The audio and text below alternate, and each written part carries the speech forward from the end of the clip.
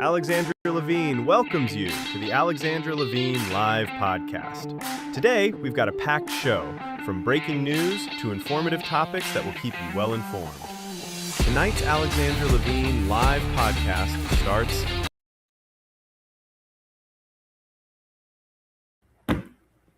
Well, hello, everyone. Hello. This is Alexandra Levine live with the America's Pulse Network. We are all in tonight with me, Alexandra Levine. I may have to do some different backgrounds going on because this one, it was beautiful, but it looks really fuzzy. So hold on a minute. I don't want to blur. No. I guess we'll have to do that one. Okay. Yeah, that looks better. Sorry, it looked like it's all messed up. And it's sad because I had a beautiful American flag. So anyway, we'll start over. Hello, everyone. This is Alexandra Levine with the Alexandra Levine live at the America's Pulse Network. Don't forget to like and subscribe right now. We are live on 15 different channels. We have some major breaking news out of Kentucky. Ed Galleron, the former Navy SEAL, I probably am butchering his last name, Galrine, wins the Republican primary for Kentucky's 4th congressional district. This is important, guys, because he literally took down the guy, Thomas Massie, who's an alt-right Republican, who is staunch anti-Israel, staunch anti-Trump. We found out through Laura Loomer that he gets his money through the Qatari government. We found out through Laura Loomer, and we'll focus on that later, about his ex-girlfriend and what he did with her. We found out about the affair that he had with Lauren Boebert. This guy is really nasty, and all he is just a no vote for Trump. He's been a no vote for Trump for a few years now. And thank you, President Trump. Thank you for your endorsement for this man, for pushing this man, for calling out the rhino, Thomas Massie.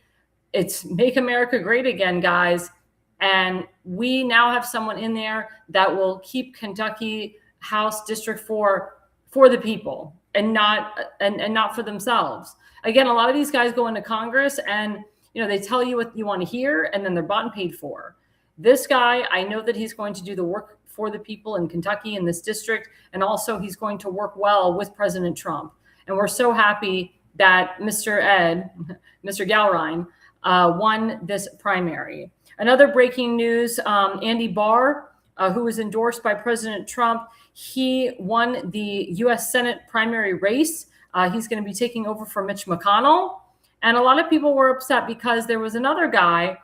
He owned his own garbage, he was part of the waste management industry. He had a great commercial. I'm so sorry that I'm blanking on his name. He's a very sweet guy. And he's very conservative. And, you look at the numbers, you look at the money that the guy raised, and, they were concerned that the guy was not going to win the general, maybe not even win the primary. So President Trump's like, look, I like you. You're a nice guy. He's like, I'm going to make you a brand ambassador. When you're a brand ambassador, you are treated like a king. You are the king of the castle. You live in the capital of the country. You live in a castle or you live in a big mansion. You have servants galore. Your food is made for you. You have someone cleaning your clothes. It's better than a hotel. It's literally like being a king or a queen. You have full door-to-door service. You have a slew of people that you can hire. First, they hire through the State Department, and then you can hire your own team. But it's not bad being a brand ambassador. People don't understand there's a lot of perks to it. But I know people were upset that the president told that one guy to step down and become a brand ambassador, and that this guy, Andy Barr, takes over and becomes the new U.S. Senator for Mitch McConnell. I hope to God that Andy Barr will do the work for the people of Kentucky. I hope that Andy Barr will not be a rhino in the Senate, and I hope that he will work with President Trump. As you know, there was a lot of rhinos, a lot of obstructionists, and a lot of alt-right people, and even, oh my God, like Islamic terrorist groups that endorsed Mr. Massie. I mean, there was like a long list. President Trump, he called out Rand Paul. He called out Congresswoman Lauren Boebert. He said, who's going to primary out these people? He said, these people need to be primaried out. Who's going to take over for Lauren Boebert? She's done. I mean, these are people that pledge their loyalty. They say they love President Trump. They say that they support him. And then some, how do I say it? A switch. It's like a flip of a switch, and they turn on him. They turn on him. They talk crap about him. They don't support him. They don't like that he's helping out with Israel. It's like their true colors have really come out here. And Thomas Massey's true colors have come out. He's very anti-Semitic. And, it's a problem. It's a huge, huge problem. But I'm very happy that the people of Kentucky listened to President Trump. They saw the light. They voted against Thomas Massey. And now we're going to have a real conservative in that district, primary in that District 4 in Kentucky.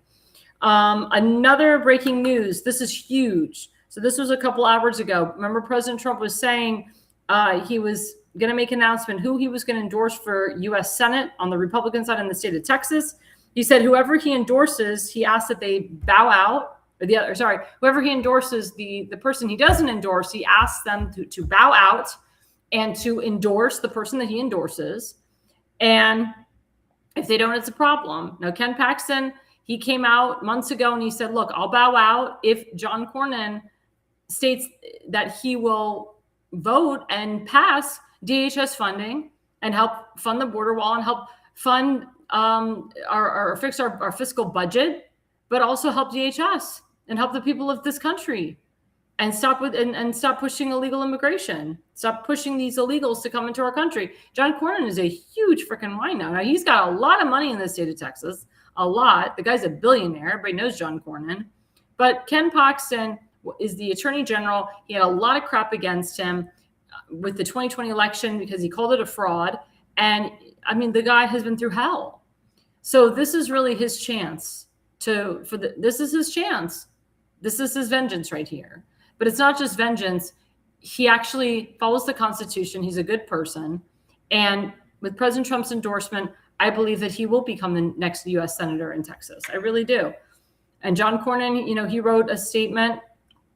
He was very, wasn't endorsing Mr. Paxton. He basically said, President Trump and I, we were cool. We were friends. He endorsed me, called me his friend. I voted on 99% of his legislation, what he passed into law. And he's like, I hope the people of Texas, they realize who's the real Republican and who's not, and who's the person that's going to get the job done. So he's obviously not happy that the president didn't endorse the incumbent, because remember, John Cornyn is the incumbent. But I hope to God that the people of Texas get out and vote for Ken Paxton. I love Ken Paxton. I said on this show, I endorse him. We've endorsed him. And I would have been very disappointed if President Trump endorsed John Cornyn. I had a funny feeling he wasn't going to endorse John Cornyn. John Cornyn didn't show up for CPAC Dallas. CPAC endorsed Ken Paxton. Ken Paxton's extremely conservative. So thank you, President Trump. Thank you for doing the right thing. And thank you for endorsing the right person. Now we go into segment 1. So segment 1 focuses a lot on the election. And it also focuses on the election fraud. There's a lot of election fraud going around across the country. As you know, in the state of Ohio, we had a month of early voting. And of course, we had the primary election. And, in the state of Ohio, yeah, they have mail-in ballots, but it's not like in other liberal states. And in the state of Ohio, and even in the state of Florida, when you do early voting, they've already counted all the ballots for early voting. They've already counted your mail-in ballots. Election day, they just count everything on election day. But not in liberal states like Maryland, Michigan, Pennsylvania. They wait till election day, and then they count all the mail-in ballots. Then they count all of the early voting. And the thing is, those mail-in ballots are in drop boxes. And we've all seen the shenanigans. We all saw the movie 2000 Mules, or the documentary that Dinesh D'Souza created. I loved that documentary because it showed like the real fraud going on. It shows multiple people putting in multiple different ballots, redoing their ballots, voting for other people, ballot harvesting. There's some real shenanigans that are going on, and they're going on even now in 2026. That's why it's so important to pass the Save America Act. And Senator John Thune sees the effery that's happening across the country, how these damn Democrats are doing everything to cheat, and he doesn't care. He doesn't care. And President Trump is doing everything he can to fully investigate the shenanigans that are going on. And I know the RNC is on top of it too. But seriously, this is sick. It's very sick what's going on. We should have free and fair elections, and everybody should be held accountable. Why aren't there arrests being made? You can't prove it? Come on. So let's put up the first slide from @Real Donald Trump. So the first segment of this segment one, or the first part of the segment one, talks about what's going on in Iran. As you know, President Trump just came back from a huge trip to China, and he's still working on what's going on in Iran. As you know, the president was supposed to bomb Iran a couple days ago, and he said, the Iranians are coming to the table now. They want to negotiate, but if I don't like the deal, they know I'll bomb the hell out of them. So he keeps giving Iran a chance. The head leaders of Iran, keeps giving them a chance to redeem themselves, because Iran right now, the regime is they're coming to an end. But I blame I don't want to say blame, but the Iranian people have an opportunity here to take back their country. And Reza Pahlavi, who I met, who was the former president, who I met at CPAC Dallas this past couple months, he said, I'm ready to take over. I'm in transition to take over. But the people have to take back their country. So President Trump wrote, this was a couple days ago, if Iran surrenders and admits their navy is gone and resting at the bottom of the sea, and their air force is no longer with us, and if their entire military walks out of Tehran, weapons dropped and hands held high, each shouting, quote, I surrender, while wildly waving the representative white flag, and if their entire remaining leadership signs all necessary, quote, documents of surrender and admit their defeat to the great power and force of the magnificent USA, the failing New York Times, the Chinese Street Journal, WSJ, corrupt and now irrelevant CNN, and all other members of the fake news media will headline that Iran had a masterful and brilliant victory over the United States of America. It wasn't even close. The Democrats and media have totally lost their way. They have gone absolutely crazy, President JT. I agree with him there. Let's put up the next slide. So the next slide also talks about what I was saying, that President Trump was going to go in there and attack, and then they called him and they're like, no, we're here to negotiate. We're here to make a deal. So this was yesterday. He said, I've been asked by the Emir of Qatar, or Qatar. That's how you said Qatar, not Qatar. Qatar. That's how the Arabs pronounce it. It's Qatar. Tamim bin Hamad Al Thani, the Crown Prince of Saudi Arabia, Mohammed bin Salman Al Saad, and the President of the United Arab Emirates, Mohammed bin Zayed Al Nahyan. And the only reason I know how to pronounce this is because I speak Hebrew, Medaber Ivrit. To hold off on our planned military attack of the Islamic Republic of Iran, which was scheduled for tomorrow, and that serious negotiations are not taking place, and that in their opinion, as great leaders and allies, a deal will be made, which will be very acceptable to the United States of America, as well as all countries in the Middle East and beyond. This deal will include, importantly, quote, no nuclear weapons for Iran. Based on my respect for the above-mentioned leaders, I have instructed Secretary of War Pete Hegseth, the chairman of the Joint Chiefs of Staff, General Daniel Raisin Kane, and the United States military that we will not be doing the scheduled attack of Iran tomorrow, but have further instructed them to be prepared to go forward with a full, large-scale assault of Iran on a moment's notice in the event that an acceptable deal is not reached. Thank you for your attention to this matter. President Donald J. Trump. So this is important, guys. Now, I'll be honest, a lot of people are frustrated, and a lot of Jewish people are actually frustrated, regardless of political party. They want this over with. They want President Trump to just go in there and knock these people out. It's very hard to negotiate with these guys, especially with terrorists. And as we know, the Iranian Islamic regime, they're very powerful. They have a lot of money. They made their money vis-a-vis oil, but they control the power of the purse of oil for a lot of countries like Russia and so forth. So President Trump is the only person that's actually wanting to do something, wanting to change what's happened over there for 47 years. It's very important that we, I would say, support President Trump in his venture. Again, support our biggest ally, Israel. It's very important. But also to understand the stakes here.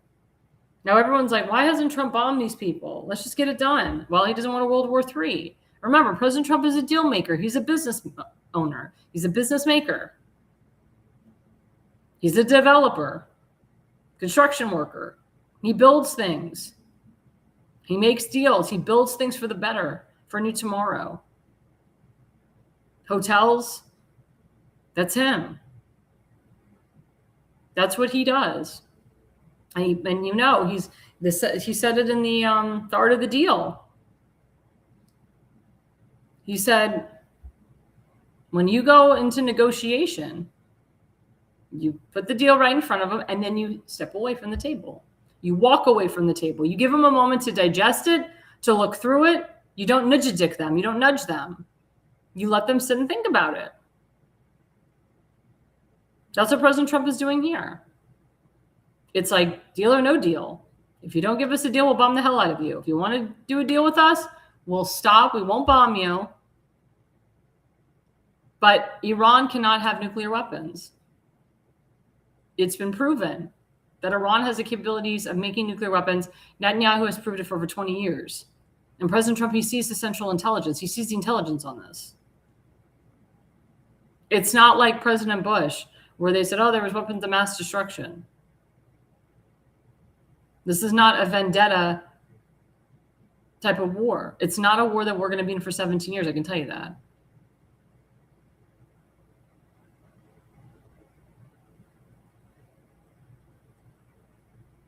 So I know it's frustrating. I know it's tough. I want this to be over with, but we just have to wait. I always say, trust the man, trust the plan. But I can tell you a lot of hardcore Trump supporters that I thought were my friends, they've all turned on Trump. It's really sad. They've all turned on Trump. They don't say anything nice about him. It's really disgusting. People that I thought really loved our country. They come up with these asinine excuses why they're not supporting Trump anymore. It shows you who his real friends are. It shows you who really gives a crap. I can tell you, I love what President Trump is doing. I love him now more than ever. And I have really high hopes for this country, and I have really high hopes for the state of Israel. I really do. And I tell my friends and family that are in Israel right now, just pray. Just really pray. That Hashem will be there as your guide to help you. That Hashem is there with you, and Jesus Christ, and anyone else there that you worship. But you have to have faith here. You have to believe in the power of prayer, and you have to believe in God at this moment. Let's go to the next slide. So this is really damning news that's coming out of Maryland. As you know, I'm a political consultant. I'm working with a lot of candidates in the Maryland area. This is so scary to me. So in Maryland, they're sending out mail-in ballots. They send them out for about a few days. The early voting for the primary it starts June 11th to the 18th, and then the primary election is June 23rd. I encourage every single voter, especially Republican voters in the state of Maryland, to please vote early and vote in person. Do not vote by mail. Do not put your mail-in ballot in a drop box. If you're a senior citizen, or if you have a family who's a senior citizen, encourage them to go and vote early or do an absentee. But these mail-in ballots that Maryland is producing or has already produced are illegal. And I've sent countless articles and messages to the State Board of Elections in Baltimore County, the county elections, and also the State Board of Elections. The State Board of Elections has not gotten back to me. It's the Baltimore County Board of Elections has. And they said that they're doing everything they can to fix this problem. The RNC, the Republican National Committee, of course, is on top of this. I know they had a meeting with the State Board of Elections in Maryland to try to fix this. There has been countless constituents that have called for the stopping of the mail-in ballots, to pause it, to not even have them. But this is what these crazies in Maryland did. So they sent out 500,000 illegal mail-in ballots, and they got caught. So now they're going to send out another 500,000 mail-in ballots, but nobody knows what's happening with the first 500,000 they sent. In addition, many of these ballots went to Democrats. So any Republican running in Maryland doesn't have a chance. This was done by the corrupt governor of the state, Wes Moore. He allowed this to happen in order to make sure that Democrats win.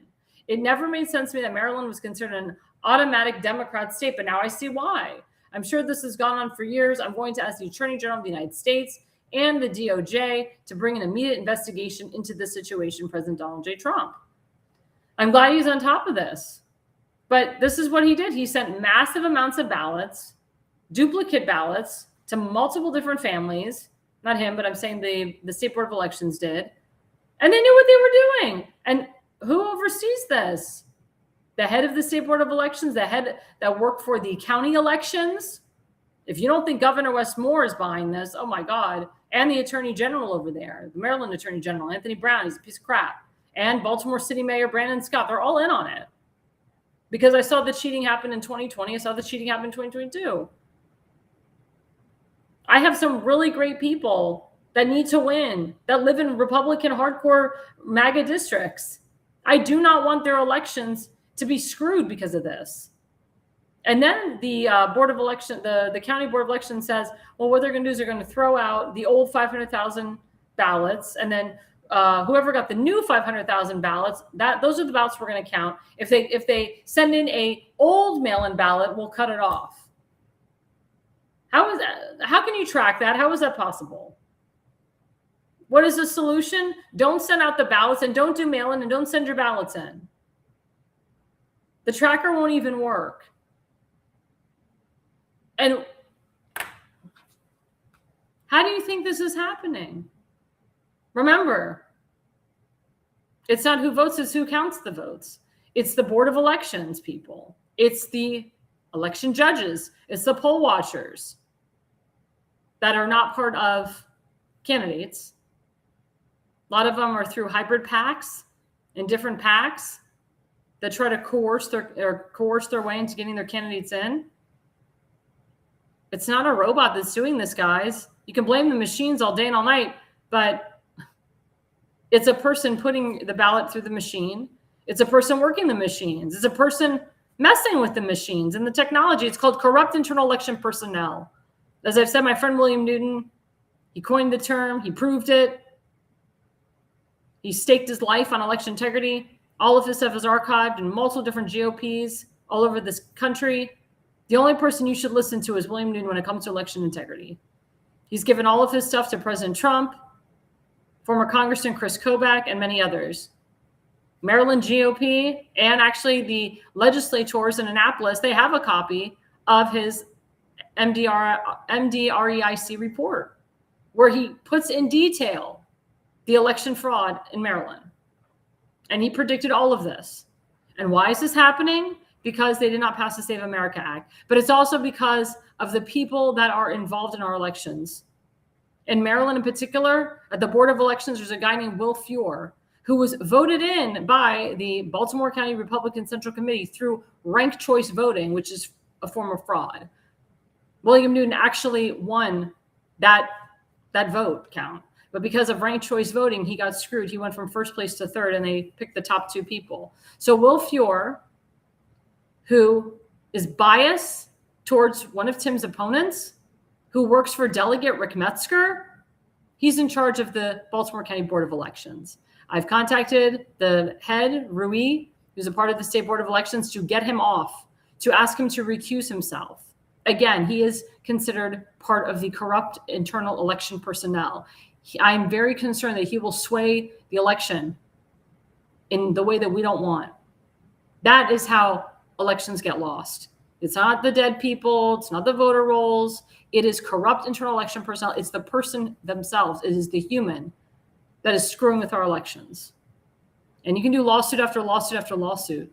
But if you don't vet the people that are in charge of the elections, and if you don't really have cameras around, you're screwed. It's really important, guys, that we get to the bottom of this. But again, if you are in Maryland, do not send in your mail-in ballot. You're a Republican, do not. Democrats don't. Independent, nobody should be sending in a mail-in ballot, whatever, regardless of political party you're affiliated with. We want a free and fair election here, because the problem is that if you send two ballots, your vote is considered disqualified, and you'll have to fill out a provisional ballot, which I can tell you the state of Maryland doesn't count. They count it at the last second on election day. They don't really count them. Doesn't really help you if you have a provisional ballot in the state of Maryland. Doesn't help you. But we don't want that. We want your vote to count.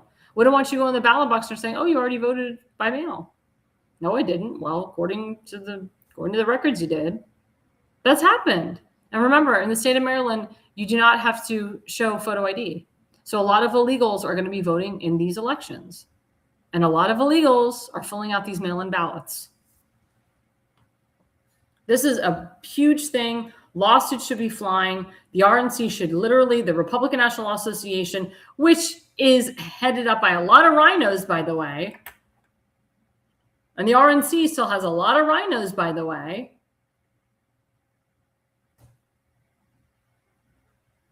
They should get their acts together, or their jobs are on the chopping block. I feel bad for Congressman Andy Harris, who's the head of the Freedom Caucus in Congress. You know, his seat could be in jeopardy over this. And his wife is the chairwoman of the MD-GOP, and she works at the RNC directly with David Bossie, Nicolay Ambrose.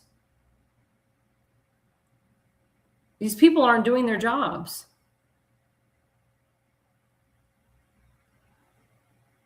They say they are. They say, oh, we're taking steps. They're not doing crap. And William Newton has proved it time and time again. I really hope to God that my colleagues, my candidates get in, that they win their primaries and that they go on to win the general. I hope that people see the light, and I hope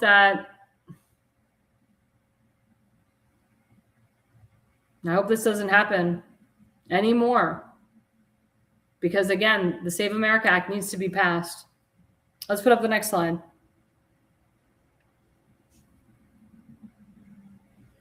So this is actually a continuation on of Thomas Massie, as we know. And my producer, Damon shared, do we have an update on the percentage of votes that has come in already for Mr.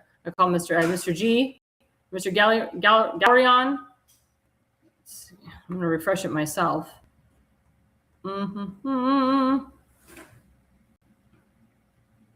I cannot turn my camera yet until it's all clear and behind me. When it's all clear, then I can turn my camera back on.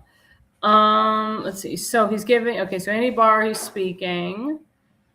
Let's see. As I said, I cannot turn my camera yet until it's clear. Okay, all clear. Let's see. Okay, so we're at 50. Okay, 54.8. Is that updated, Damon? Or is that from earlier? Oh, he's checking for me. That's with 84%. Okay. Yeah, so 84%, 85% expected votes. So we're still at that 54.8. So actually, yeah, Mr. Ed definitely took the lead. So people ask me, why was it called so soon? Not every single county has been updated. Why is it called so soon? And I'm like, because they look to see where the votes are coming from. If there's majority, if they see the majority of the votes coming in, percentage-wise, then they'll give it to whoever's leading. They look to see where the votes are coming from, because it has to do with one every third vote coming for a candidate, one every fifth vote coming for a candidate. So what they did is they evaluated, and they saw, based on these numbers, we have 50,000, there's like 9,000 votes between them, and they have 17,000 left. And we'll start to see, when it says skip to GOP county results, you can actually see where the votes are coming from in each county. And, Ed and Thomas Massie, they're looking at the different areas. There we go. Where, look how much Ed is compared to Mr. Massie. Ed has Covington, Frankfurt. He's got all of those compared to Mr. Massie, who only won like 2 counties. So you can see the progression. And people really need to see this because they don't know. And it took me a long time. Elections are a percentage game. It's all about percentage. But yeah, you can click searching county by county, and it'll show you who's up and who's down. So the lighter red is Mr. Ed, and then the darker color is Mr. Massie. So, So my question to my audience is, where's Mr. Massie going to go after this? What's he going to do? Is he going to get a job at CNN? Is he going to get a job at OANN? Is he going to continue to spread his anti-Semitism? Is he going to, continue his affair with Lauren Boebert, because she's going to be out of a job? Oh, good. My friend and colleague Damon Galdo, he commented, now what you see fraudulent, the damage telling people not to send in their mail-in ballots will be worse. I hate mail-in ballots, but it's still a thing. But the thing is, Damon, the problem is when people send in their mail-in ballots, that's what's causing a lot of the fraud, because they're going to send it in 1, 2, 3, 4 times. So, I know that most Democrats do mail-in ballots over Republicans. Are you saying that if more Republicans send in mail-in ballots, it would override the Democrats? Is that what you're saying? I just want to understand what he's saying a little bit, because it's really about, to be honest with you, it's really about being too big to rig. But if you are in a hardcore MAGA district, you don't want to rely on the mail-in ballots. It depends on what district you are. Like, for example, like Tim Fazenmaker's district is hardcore MAGA. I don't want a bunch of his MAGA constituents putting in a mail-in ballot. Where is Thomas? Where is Tim going to pick up the votes? He'll pick up the votes with early voting, because instead of all of his people, all of his voters voting on the day like they normally do, traditional, they will flood the early voting centers and they will early vote, and he'll have more of a higher percentage of early votes than on election day. I mean, and yes, the Democrats will do more of the mail-in ballots than the Republicans. But again, what we're seeing in Maryland is that if Republicans and Democrats and independents, if they put everything mail-in ballot, you're going to see a lot more cheating than ever before. And then people are going to go up to, they're going to try to track their ballot, and they're going to see that their ballot is not valid. That's what's really going to happen. They're going to say, well, you voted from the old batch. Your ballot isn't valid. You decided not to do the new batch. Well, here's a provisional. So we're actually encouraging people that live in more MAGA districts to vote early. If you're in a more Democrat district, maybe for a Republican, it's better to do the mail-in ballots. But I'm against the mail-in ballots 100%. It is subject to fraud. Because the problem is they do not match they do not do signature checks on these mail-in ballots. Anybody can sign their name on these mail-in ballots. It's funny, and you know this, Damon, they're very particular. The Board of Elections is very particular how many signatures you get to be on the ballot. And the person's signature for your signature for the ballot. And you know this, if you have to get 1,000 signatures to make it, it's more like you really have to get 2,000 to 3,000 signatures. Like, I have people in Ohio. They only needed 50 signatures, but they got 100, 150, 180 because they didn't want to get screwed. There's one lady here in Ohio that did get screwed. She got 58 signatures, and the Board of Elections, they said more than half of her signatures were incorrect, and they dropped her to 49. And by the time she wanted to contest it, they told her, well, you only have 2 days to become a write-in. If not, you're off the ballot, period. So she kind of succumbed because she was on a deadline. And she said, fine, just write me in and just put me in as a write-in. And it's a shame because she was a really good candidate. But again, mail-in ballots need to go. It caused a lot of cheating, and it caused President Trump the election in 2020. We saw in Pennsylvania, we saw in Michigan, dumps and dumps of mail-in ballots come in at 2:00 in the morning. And that's what screws you. That's what screws you. Let's put up the next slide. Oh, and then here's President Trump again commenting on the worst congressman in the long and storied history of the Republican Party is Thomas Massie. This was a couple days ago. He's an obstructionist and a fool. I'm sorry, not a fool. Vote him out of office tomorrow. Tuesday will be a great day for America. Look, President Trump got wins across the board. Majority of people that he endorsed won. And for him to endorse a non-incumbent, because they say 85 to 90% of incumbents usually win. But when you have the president behind the person who's running against the incumbent, woof! I really would love President Trump to endorse a lot of these MAGA people running in Maryland and so forth that are dealing with this mail-in ballot fraud. Love him to endorse my friend Damon Galdo. That would be awesome. It's because we have to put real conservatives in office and keep them there. So coming up after the break, because my guest is here, we will, don't forget our sponsor, FoliumPX.com. I am a big proponent, again, of clean products. This is a heavy metal full body detox. This is really good after Mother's Day, as we're going into Memorial Day weekend. Memorial Day weekend, that's when we all get fat from the cookouts and the cakes and the ham and the hot dogs and the hamburgers. So this is really good to take before Memorial Day and after Memorial Day. And as you know, we're all trying to get into that summer bikini. So this is really good. Instead of taking Ozempic, everybody, take FoliumPX.com. There's the QR code to get a little bit of a discount. There will be a Memorial Day discount as well as a Father's Day discount, because Father's Day always comes the second weekend in June. And of course, July 4th, there'll be huge discounts as well. We'll be right back after the break with my special guest, Dr. Harper. Stay with us, guys. Welcome to America's Pulse Network. This is APN's very own White House correspondent, Alexandra Levine. This is so amazing and miraculous. We've never had a president in the history of our nation doing this. And we hope to God that he continues doing this forever and ever. Thank you. God bless you, everybody. And God bless President Trump. And God bless you. Hello, everyone.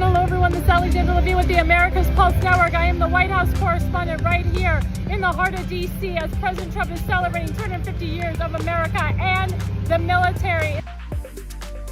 Subscribe and follow America's Pulse Network on the above social medias.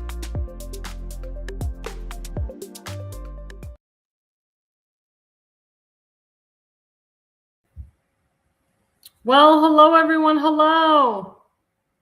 As you know, we had the good doctor on a couple days ago, and unfortunately his phone cut out, so we didn't get to finish his interview. But as you know, Dr. Matthew Anthony Harper, I don't know why I can't speak tonight. I'm very tired. I'm so sorry about that. I've been on like 4 or 5 hours of sleep every day, just working and selling insurance, life and health insurance particularly. This is a big time right now to get life insurance. A lot of people are dying young. I get a lot of young people that want health insurance and life insurance. But anyway, Dr. Matthew Anthony Harper, he's at the White House with me. He's a White House correspondent. He is one of the first reporters to report on UNRWA, also to report on combating anti-Semitism. And he is just a great human being that has a passion to support the Jewish people, to support Israel. And, we want to bring him on now. I know my producer said he needs to rotate his camera. How are we doing? Oh, he's got to rotate his camera. There we go.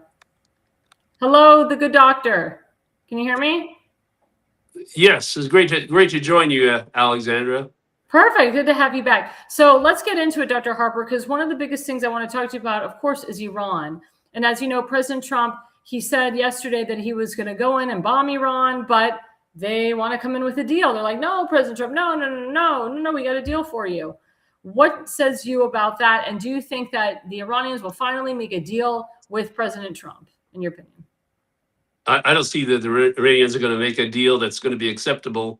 Not only, I guess the main issue for President Trump really has been all along, and for the Prime Minister Netanyahu, is that, Iran can't have a bomb, but, they can lie, which they've been doing very well. They can lie, say, we will that they can make a promise that they will never have a bomb, but it can't be that alone. We can't believe them in the first place.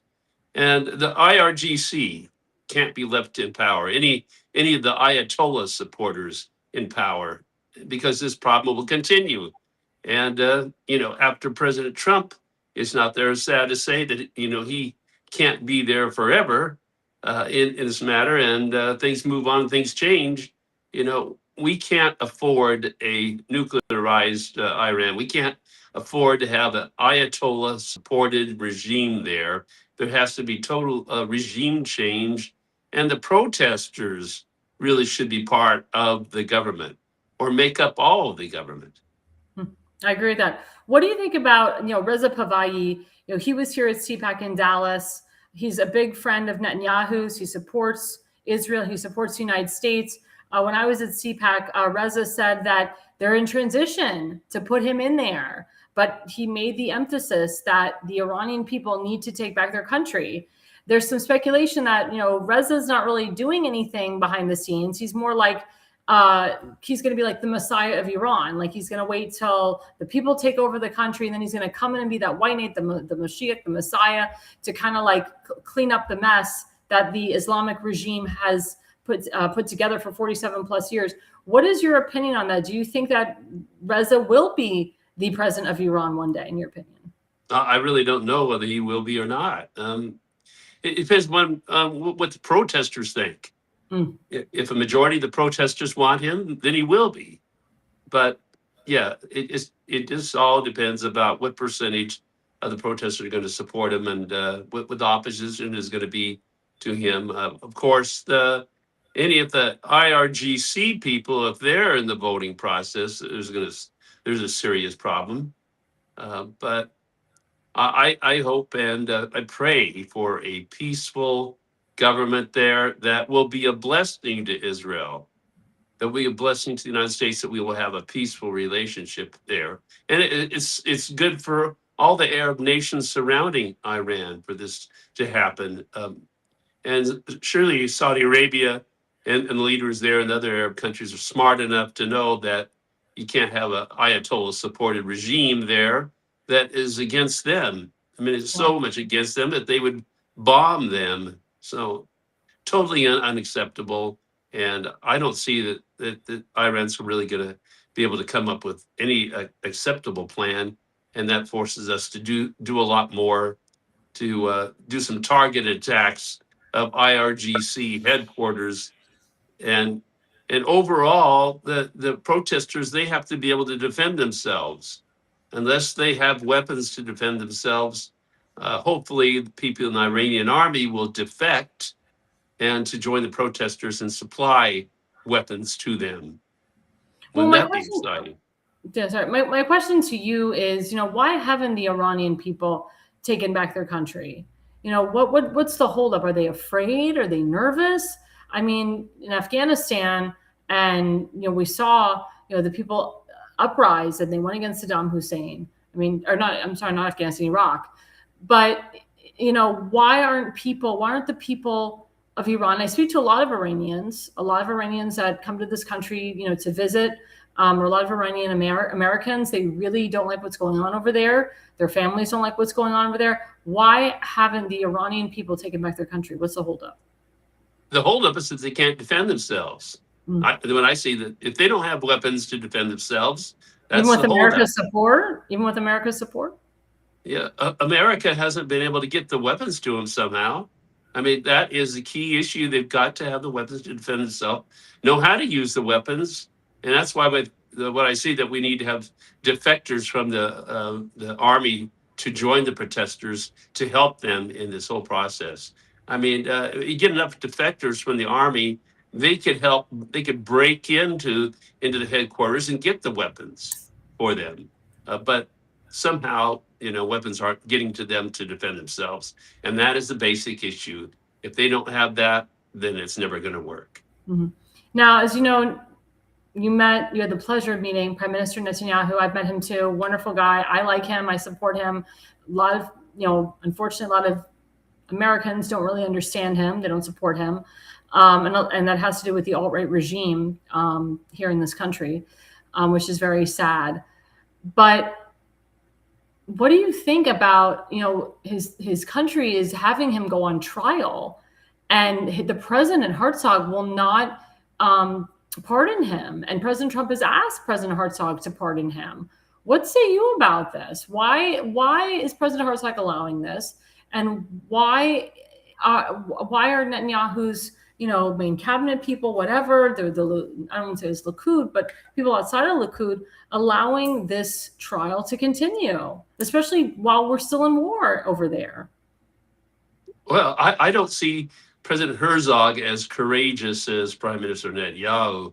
And I suspect it's out of fear of some people there in positions of power, a fear of not wanting to displease them. And I'm very upset that he didn't pardon Prime Minister Netanyahu, as well as President Trump is also. And the left in Israel is causing so much problem, leading to a lot of unrest. So I see the left people in Israel a lot like the left people here in America. They remind me of communists in some ways, but I agree with you 100%. Very troubling. It is. So I was in Budapest, Hungary recently, and I had the pleasure of being there under Viktor Orban, and I met a very good man, Martin Grozdy. As you know, they had an election. Mr. Orban didn't win his re-election, which was very sad. We all thought he was going to win re-election. And this young guy gets in who actually worked under Orban since 2024, but he says some pretty radical things. Like, he invites Netanyahu to come to his country, but then he says he will stand with the orders of the ICC, where if Netanyahu comes to my country, I will arrest him. Now, what do you think about that? Are you concerned about the country of Hungary, which has been out of communism for so many years? They had a great prime minister there and great president. Actually, this new prime minister, he got rid of the president and put his brother in as a foreign minister working under him, which a lot of people are like, that's nepotism. What is your opinion about this new guy coming in? And also, I'm going to extend it even further to the what is it going to do for the Hungarian-Israeli alliance, but also the Hungarian-Slovakia alliance, because that's huge. Slovakia just had an election with a very conservative president there now. My good friend Doug Mastriano is going to, hopefully he'll be confirmed. I think he will be the new ambassador to Slovakia. So what do what say you about those relationships between the Hungarian-Israel alliance and the Hungarian-Slovakia alliance, in your opinion? It's terrible, what's been happening with Hungary about this issue, about anyone that would want to or seek to arrest Prime Minister Netanyahu. President Trump has made a very clear statement about the ICC, and I see the ICC as a criminal court, not legitimate whatsoever. I don't respect their opinion, and so I would think very clearly that it would impact the the relationships between Israel and them, and I want as much acceptance of Israel as possible all around the world, and I can't tolerate this anti-Semitism that is what is really exhibited by the person that would want to arrest the prime minister. President Trump could put pressure on this hungry person that's making these threats, and maybe he would be back down if the U.S. and President Trump, make a threat, for them, economically or whatever. So I agree with you. I agree. Yeah, we can make a difference if we threaten the Hungary with an economic blockade or something. No, I agree. I mean, the young guy just got in, so he hasn't done any damage yet, but unfortunately, he's got to cater to the people that got him there. And I know he goes back and forth, and he says, I will continue to build the border wall and keep the illegal immigration even, stronger than Orban did. He'll keep illegals out of our country. But yet, the way he talks, he doesn't want to work with our biggest ally, Israel. And, I hope that he'll work with America. I mean, Hungary is part of NATO. So we'll see what happens. I mean, it's very, very, very scary. Turning to this point, Prime Minister Netanyahu, he announced that he was not going to that he doesn't want to rely anymore on the United States to pay for firearms or arms to Israel. What do you think about that? Oh, it's good for Israel to be, self-sustaining in that regard. I know that Israel is such a tiny country, and Israel can't do everything. But, that would be, I think it'd be miraculous if Israel were able to develop not only their own weapons, but their own aircraft, everything. But yeah, that would be super expensive for Israel to do.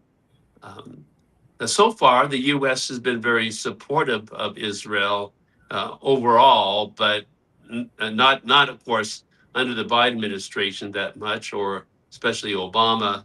It's very upsetting, having a Democrat in the position of power in Washington, D.C., because I see it as so an immoral party, very immoral. I know there's immorality going around in any party, but I think of the Republican Party being the party of Lincoln and what President Lincoln stood for, about the freedom for the Black people, the slaves, that he did so much, a great sacrifice. We are facing our 250-year anniversary, and President Trump has made it clear it's a Judeo-Christian heritage of America that has made it great. Mark Levin actually did a wonderful presentation recently, just the other day, about our 250-year anniversary and what has made it great. And for us to continue, we need to speak up and remind people it is that heritage and that heritage alone that will keep America great. To respect the God of Israel, and as you know, Alexandra, I'm a deep supporter, a so wonderful supporter of the God of Israel. I mean, I could not live without His help. America cannot live without His blessing. Amen. We just have a couple minutes left. Tell my audience, Dr. Harper, what you're working on, where we can find you, where my audience can look you up, where they can like and subscribe you, and what can we do to help push your mission forward? Well, first of all, I'd invite people to pray for me. It is so difficult working on exposing anti-Semitism, but I'm involved with a book project, very unique in things first ever been done before by White House correspondents, a book on combating anti-Semitism, and especially exposing it from all around the world at the White House when we get to report there. So people can participate in that book. Needs are, their needs for cover editing and basic support to bring this to the publication stage and distribution. But people, I would encourage them to support this so important book on combating anti-Semitism.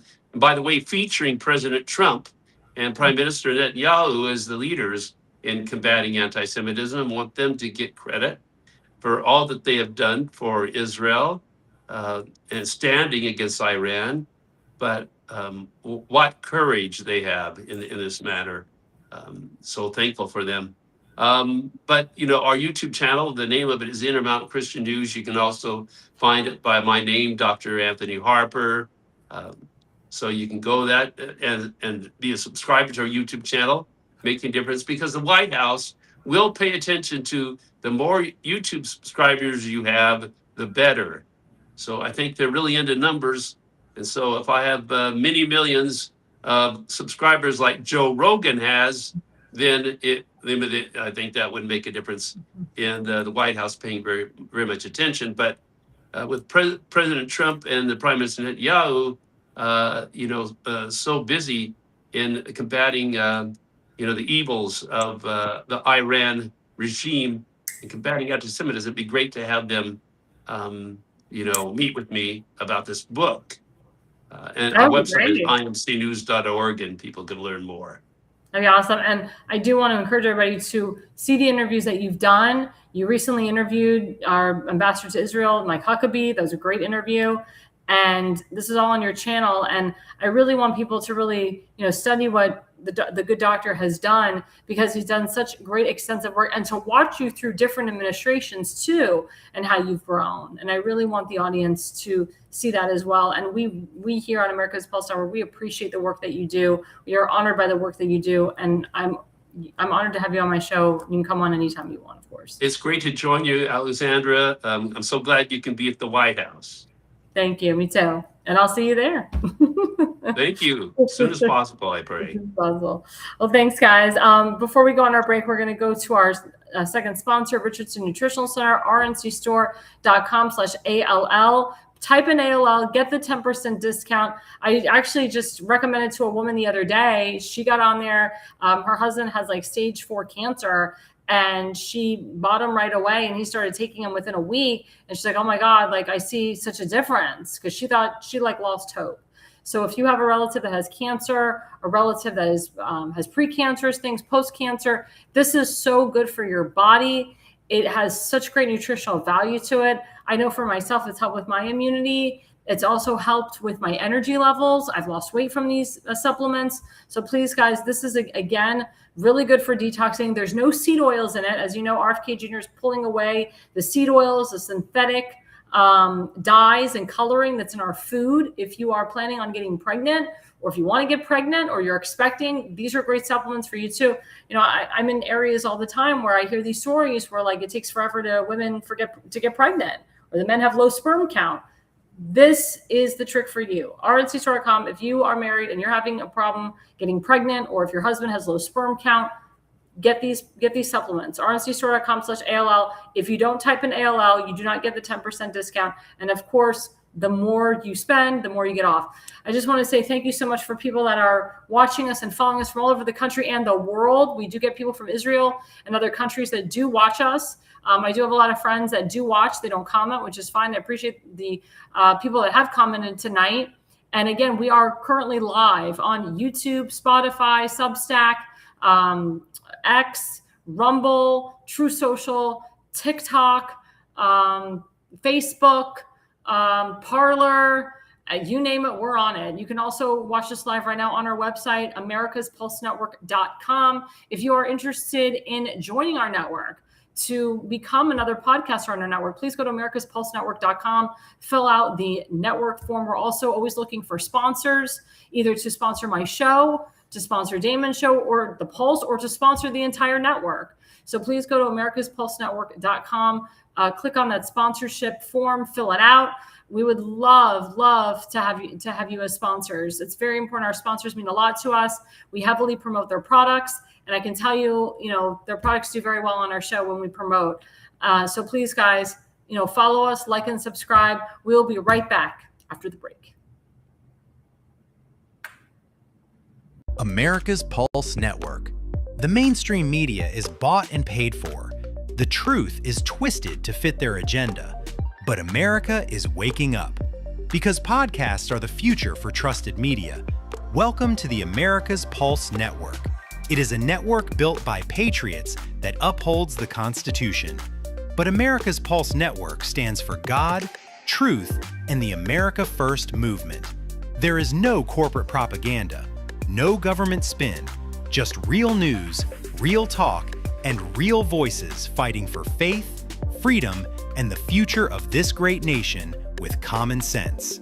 Here are some of America's Pulse Network podcasts. Alexandra Levine Live, hosted by Alexandra Levine. Jersey Shore Podcast, hosted by Damon Galdo. The Conservative Corner, hosted by Seth Eisenberg. The New Jersey State House Watch, hosted by Jack Brangen and Constance Detzel. APN's The Pulse is moderated by either Alexandra, Damon, Elena, or Seth. Also tune into America's Pulse Network on the following social media platforms: X, Rumble, Truth Social, Parler, Facebook, YouTube, and Spotify. Join the revolution, because the pulse of America beats for God and country. America's Pulse Network is for faith, family, freedom, and truth.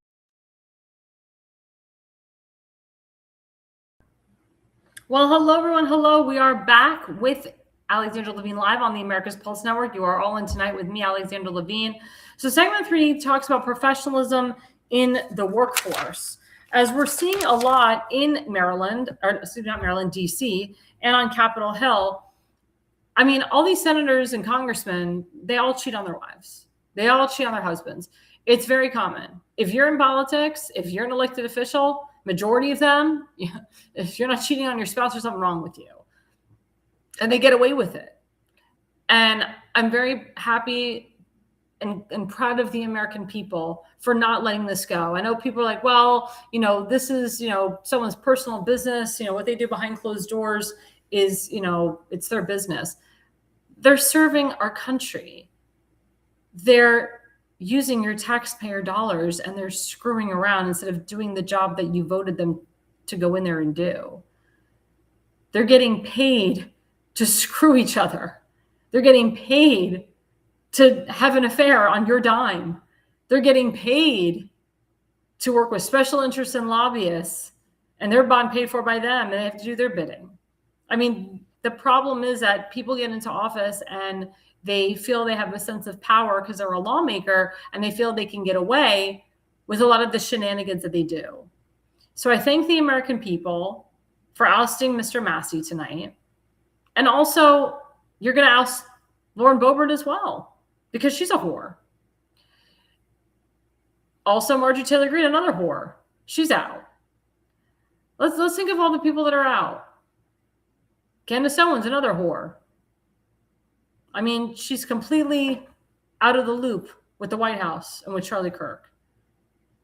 I mean, all these people that are on the outs are all whores, adulterers, liars, thieves. I mean, Thomas Massie literally stole from the American people. Lauren Boebert as well. Rand Paul probably cheats on his wife too. It's very common in DC. It's very common on Capitol Hill. I mean, we saw even staffers of congressmen and senators, they sleep around. Some to the point where they have discussed really sodomizing relations in a Senate committee hearing room, like with Ben Cardin's old staffer. That's on taxpayer dollars. It's on your taxpayer dollars. We have to hold these people accountable. So I thank you for holding them accountable at the ballot box. But we have to make sure that they do not have a voice once they're out of office. And they're going to try to get on CNN or ONN or Fox News or have their own podcast and try to get their word out that way. But these people are elected officials in office screwing around on your dime. I'm glad that people have called them out, and I'm glad that the American people have voted them out. And we'll put up the first slide by @Laura Loomer. So Laura Loomer, very supportive of President Trump. She has been on top of, she actually interviewed a couple days ago, Mr. Massey's ex-girlfriend. And if you go on @Laura Loomer on her X account, you will see the entire interview, the full 2-hour exclusive interview that she did with Thomas Massey's ex-girlfriend. So she writes, further proving his lack of character, Thomas Massey's ex-girlfriend, Cynthia West, told me during our interview that just a couple months into her 5-month relation with Congressman Massey, which began 2 months after his wife of 30 years died, Massey gave Cynthia a, quote, promise ring and told her he loved her after telling her to move to DC to be with him. The promise ring he gave her is a ring that belonged to the mother of Massey's dead wife. That's disgusting. How come he didn't give the ring to his daughter? Talk about depraved behavior. Watch the full 2-hour exclusive interview. Kentucky voters need to see this before they vote, which is today. Thank you, Laura Loomer, for exposing this. I believe because of her extensive research and her extensive reporting, that's one of the reasons why Thomas Massey didn't win either. But 2 months after your wife dies, you have a relationship with someone else? What about the grieving process? What about the mourning process? I know his wife died of cancer. I know other doctors where their wives have died and they were in a 30-year wedding or 30-year marriage with them, and then they're off getting remarried 5 months later. Too coincidental, too close to call. In Judaism, for example, you're supposed to wait at least a year in mourning to even think of dating somebody else or marrying somebody else. Same thing if you're a relative of yours dies, like a mother or a father. You are in mourning for at least 11 months before you even think to have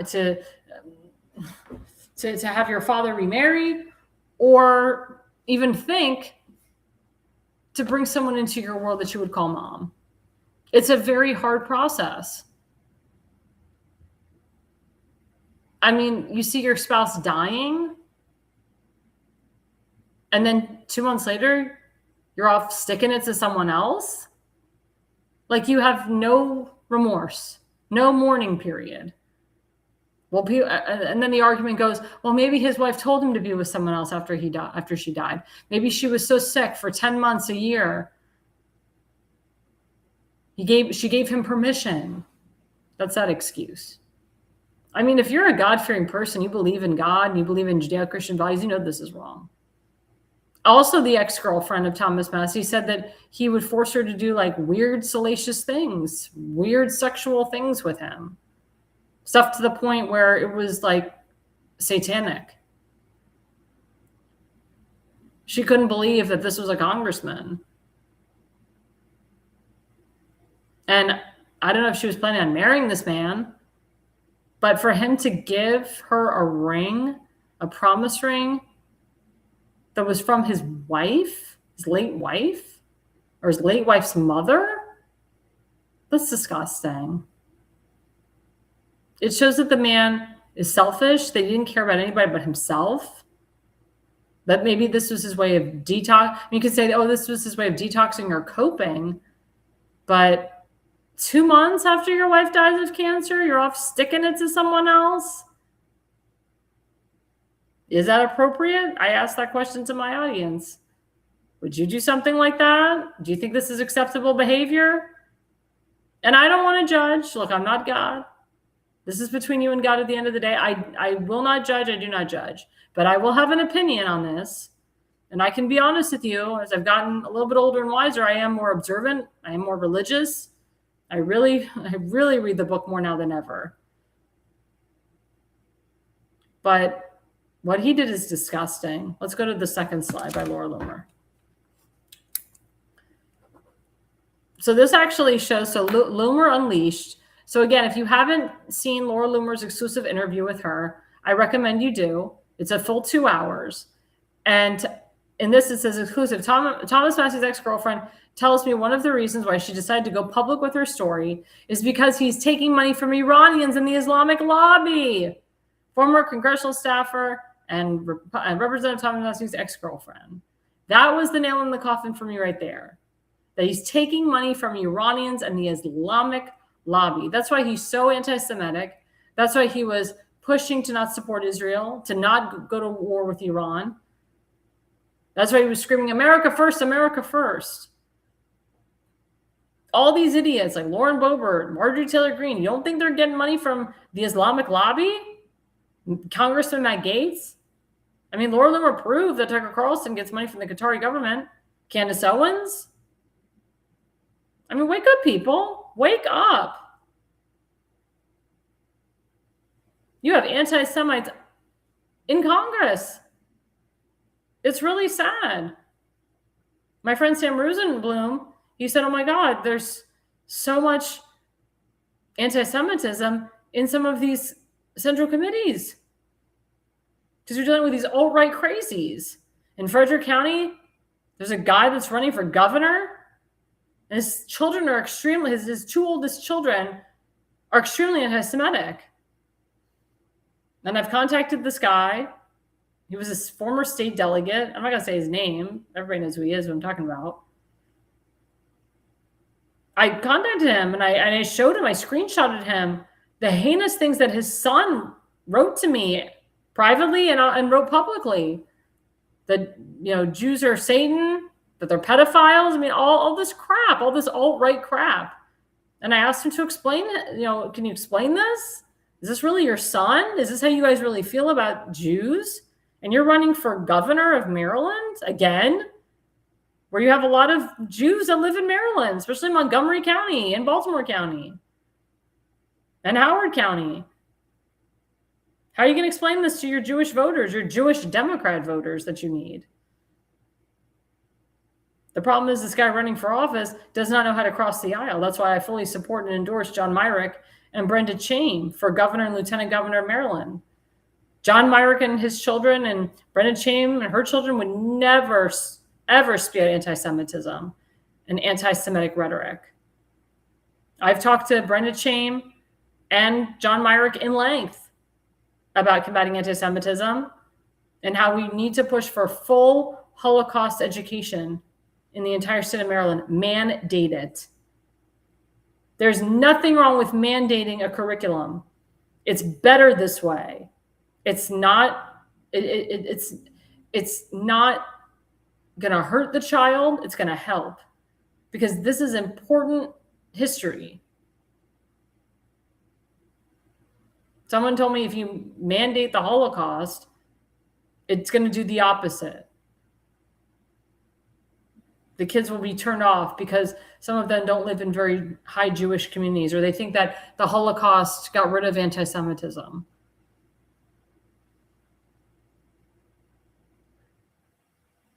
I don't know where that person would come up with that logic. But you don't just stop from there. You teach the Holocaust all the way to what happened on October 7th. But to say we should mandate it, because, quote, there was other suppressions in our country. Well, then teach it all. But to only teach the Holocaust for a day or a week, or consider it an elective, it's an optional thing that kids can learn, not even part of the full year curriculum. That is asinine to me, because I'm from the state of Florida and we were mandated to learn it in the entire 7th grade and 8th grade. And that's what I continue to fight every day.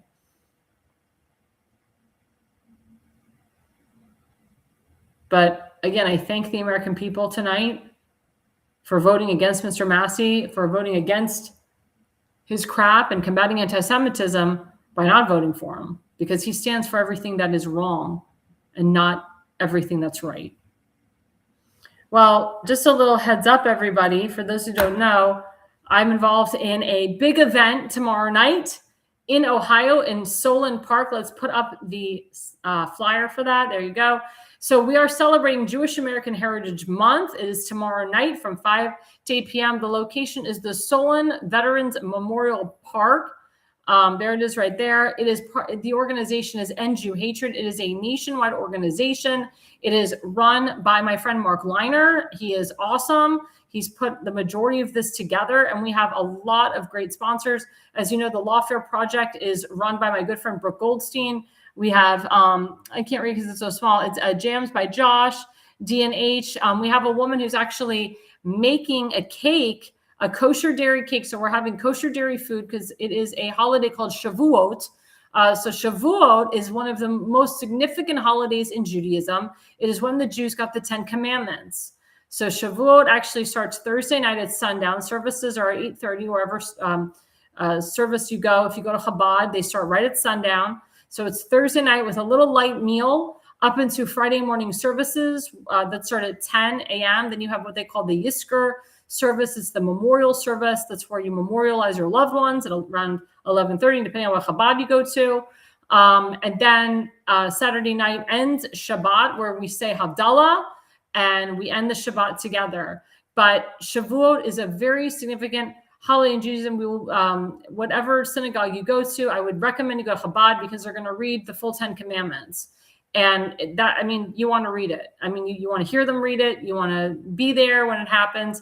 It's very significant in Judaism. And as you know, last weekend we had the National Shabbat, which I hope everybody, whether you're Jewish or non-Jewish, celebrated. But this Shabbat is even more important because it is right before Shavuot. It's the night before Shavuot.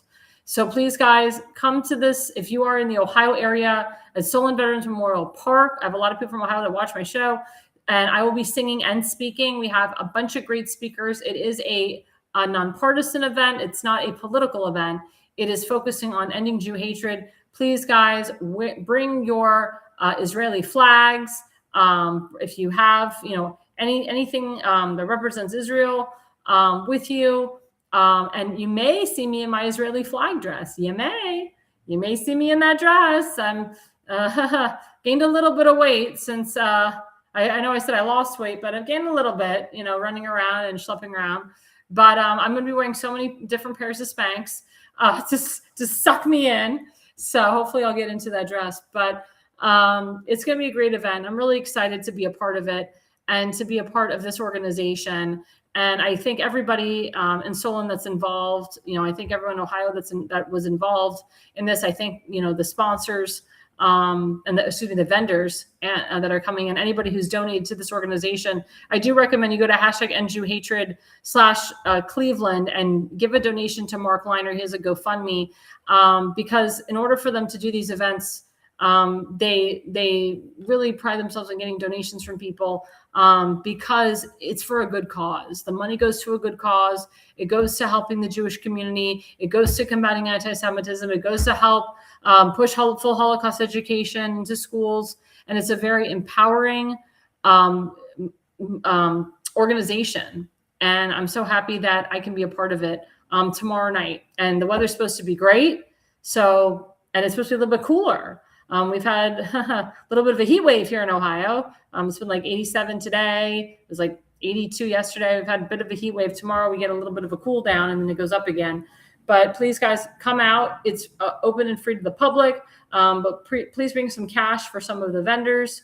And again, we are celebrating one of the speakers' name is Laverne. Her birthday is tomorrow. and we're going to be celebrating her birthday, and it's going to be awesome. So please, guys, come on down. It's going to be really, really great. And of course, we are on candidate and election mode for 2026 candidates. Of course, the first candidate I work with and represent is Tim Fazenbaker, running for Baltimore County District number 9. As I said, Maryland is going through that horrible mail-in ballot situation. The RNC is on top of it. So again, he lives in a very MAGA district. I encourage his voters not to do mail-in ballots, to just go right into early voting the first day, June 11th, and just go in drones and just go for Tim. The rhinos are really trying to get him, and the mail-in ballots, they solidify rhinos getting in. So don't let your vote go to someone who you don't want. Don't let your vote go to a rhino. Don't let your vote go to a developer or someone who works with developers that wants to hurt Fort Howard and hurt our veterans. Tim wants to preserve Fort Howard and help our veterans. And he also wants to fix Back River, and he wants to fix the infrastructure in his district, and he wants to make better education for his kids and for his constituents' children. So please, guys, it's very important. Go to timfazenbaker.com, make a donation with him today. He's getting tons of donations. If you want to sign, also you can contact him on Tim Fazenbaker on Facebook and at America One Phase on X. Next person is my good friend Kimberly Stansberry. She just did a huge event in Dundalk. Great reception with Rob Carson. She's running for Baltimore County Executive. She is the only woman running. If elected, she'll be the first duly elected woman county executive. She's going to win the primary. We got to get her to the general. The general, she's going up against a machine, a DNC machine, a Westmore machine, a money machine. We got to get her in there. Again, don't vote mail-in ballot. Please, God, don't vote mail-in ballot. In the general, she did phenomenal with the mail-in ballot. So in the general, if you want to do a mail-in ballot for her, do it, because she did phenomenal with the mail-in ballots when she ran in 2022. But for the primary, please, guys, go in there. Just go in early vote. Put her in there. And we'll go from there, and she will make Baltimore County great again.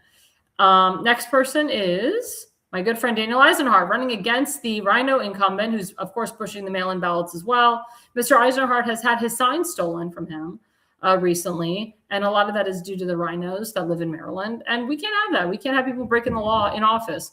So that's why we got to put Daniel Eisenhardt in there. Go to his website. That's his QR code. He's running for State Senate District 6 against the incumbent Rhino, who has one of the lowest CPAC ratings ever. He's such a Rhino, his opponent. I'm not going to say his name. I'm not going to give him any credence. But Daniel Eisenhardt's a great guy. He's been on our show, and he just keeps getting better and better, and we support him. Sam Rosenblum, our good friend, running for Frederick County Board of Education. Again, he is Jewish. If elected, he'll be the second Jewish county board member with our friend Colt Black. We support him. We endorse him. Great guy. And he will get the job done. Next candidate is Jack Felton. He's running for county council at large on Frederick County, Maryland, District 2. He has been on my show. And we'll interview all these guys again before the primary, or before their primary election and before early voting, of course. Jack Felton's an awesome guy. Really cares about our country. Big Trump guy. Got to get him in.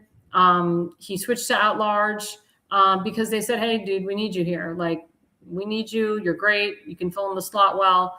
And he will do great as your county councilman at large. My friend, Julie Spivey Perry, Very America First. As you know, in Virginia, they shut down that ridiculous redistricting map because it was illegal. Now she has a chance.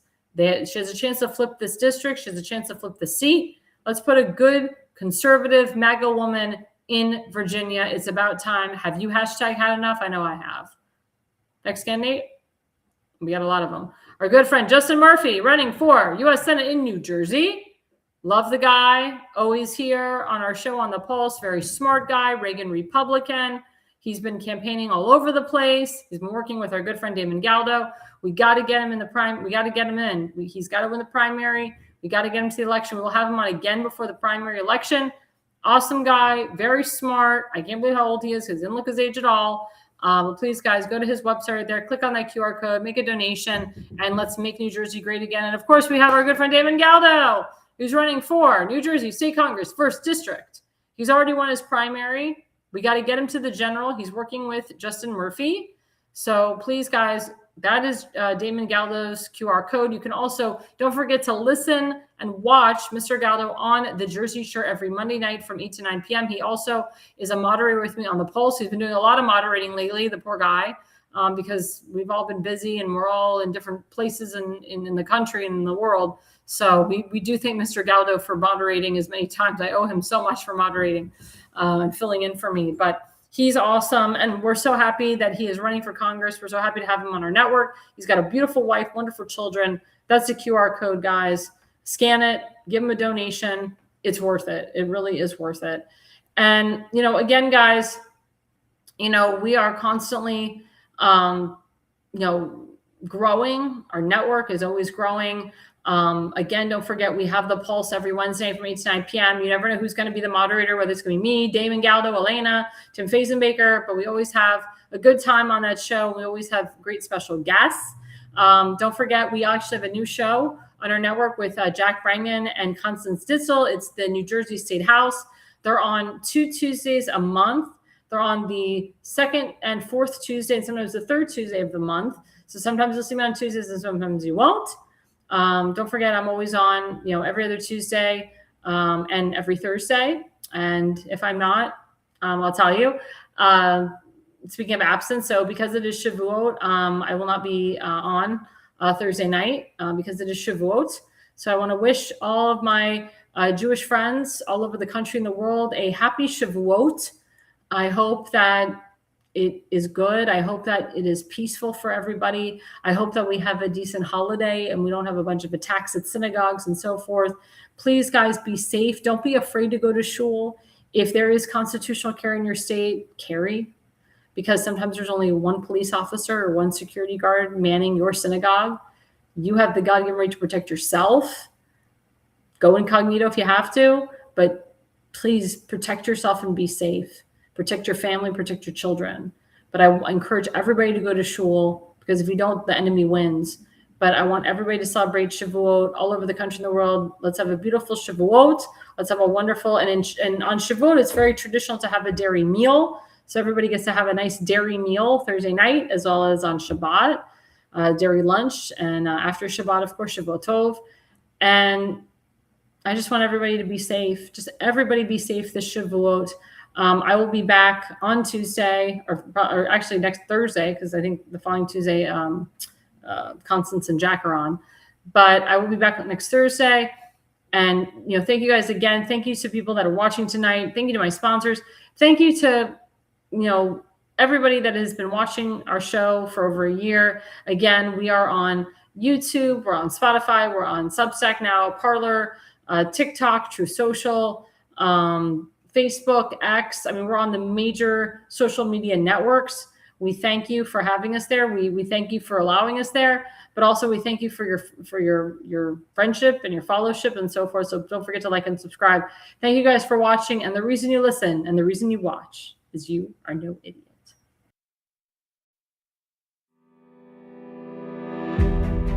Hi, I'm Alexandra Levine. I'm a professional opera singer, actress, TV, and radio personality. Since 2015, I've been a volunteer, a field director, and a campaign manager, learning the ins and outs of the political world. That's why I became a political consultant.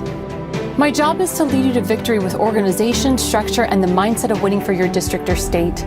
With my guidance and direction, I can keep you focused on the things that matter to the people and advise you on key issues that need to be addressed.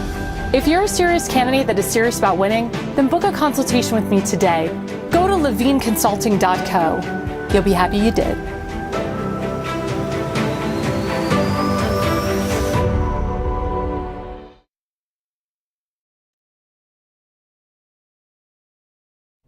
Alexandra, thanks you for watching tonight's Alexandra Levine live podcast. See you at the next packed show, from breaking news to informative topics that will keep you informed. So please click the subscribe button to get notified for upcoming episodes. If you like what the Alexandra talked about, then share the Alexandra Levine Live podcast with others.